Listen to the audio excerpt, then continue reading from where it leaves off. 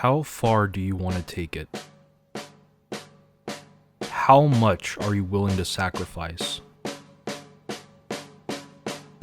Do you think you can take it? Is it worth the risk? Is it worth being the best?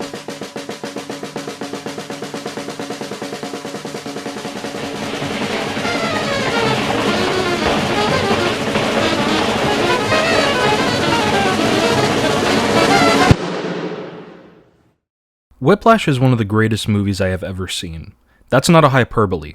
I'm not exaggerating. It is, in my humble opinion, a masterpiece. From the acting, the writing, the editing, the direction, the music, everything is so well put together and expertly crafted that discussing why I like it so much may take a full hour or two to fully explain it all. Time in which you, the person watching the video, probably don't have. So I wanted to highlight a specific part of the movie that stuck out to me on a personal level: the ending.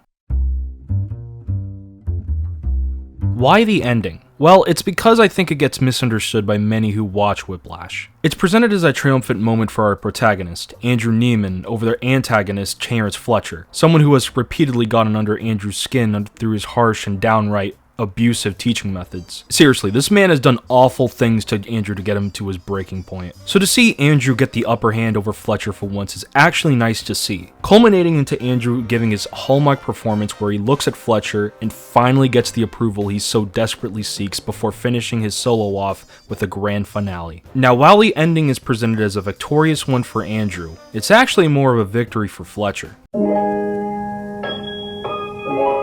The film critic Bella Balash said it best that facial expression is the most subjective manifestation of man, more subjective than speech, and it applies perfectly in the case of Whiplash. The use of facial expression during this pivotal moment at the end reveals so much about the characters without any use of dialogue, yet it reveals so much. Andrew looks up to see Fletcher finally smiling back at him.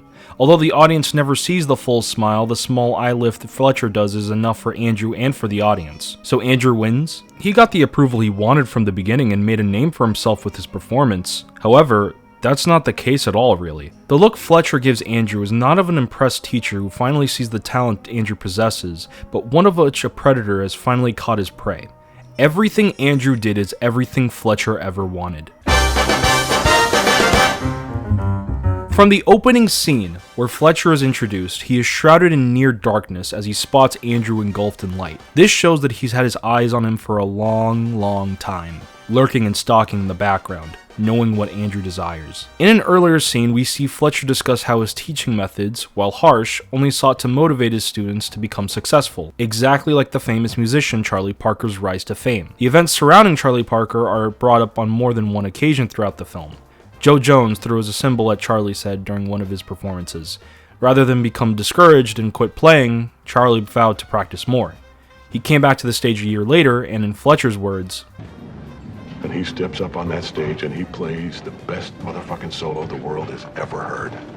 This story seemed to resonate with Fletcher, and from that point forward, sought to find the next great jazz player. One who wouldn't be discouraged, exactly like Charlie Parker. That's ultimately what Fletcher wants. If you can overcome those feelings of discouragement and continue practicing towards your main goal, you were considered successful in Fletcher's eyes. If you fell short of his expectations or ended up being discouraged or had any feelings of discouragement, you weren't fit to take part in his passions. Fletcher is someone who fundamentally believes that greatness comes from this strict mindset. Weeding out anyone who folds under the slightest bit of pressure is just a part of the job for him. Take Metz, for example.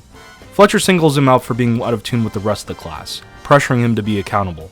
When Metz gives in, Fletcher berates him and kicks him out of class. Metz leaves crying in shame, but then right after, Fletcher reveals that Metz was actually the one that was never out of tune, but he didn't know and couldn't handle the pressure when presented. To Fletcher, the latter is worse. Having reservations about yourself is bad altogether. If you allow that discouragement to get the better of you, you're depriving yourself of your potential. This is why Fletcher is this psychopath. He's someone who truly believes in his cause to a point where he will never apologize for any of his behavior. Because in his mind, it is an absolute necessity to push people to their breaking point. Without it, you're depriving the world of the next best thing, the next Charlie Parker. Which brings us to Charlie Parker.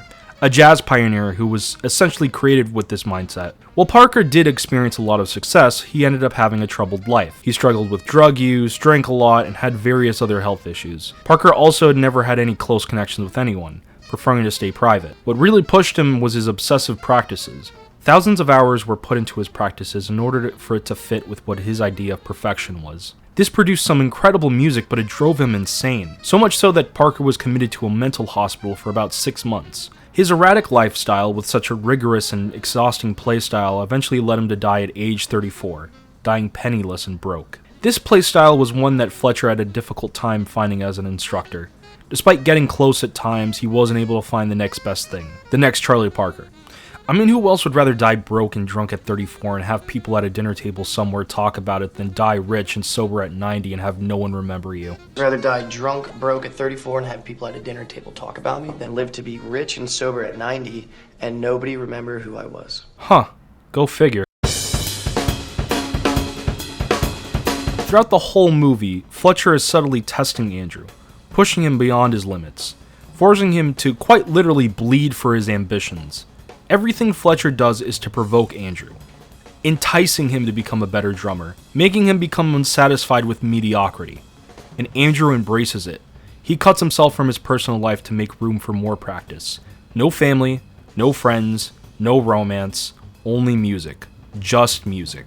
And he nearly dies chasing those goals. All the anger Fletcher has as he yells at Andrew's face is not out of a place of malice, but from a place of passion. Nobody else sees musical potential like he can, and that's why he gets confrontational when someone doesn't align with what his idea of perfection is.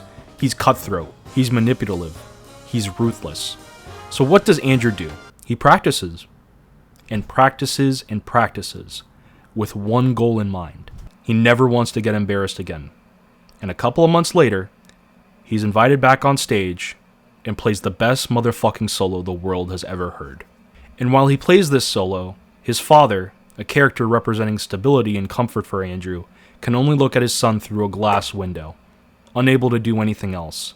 He remains in silence, realizing that he's lost his son to this psychopathic music instructor. As Andrew prepares for the finale, he looks at Fletcher. Fletcher darts back at him, and he smiles as he's found his Charlie Parker.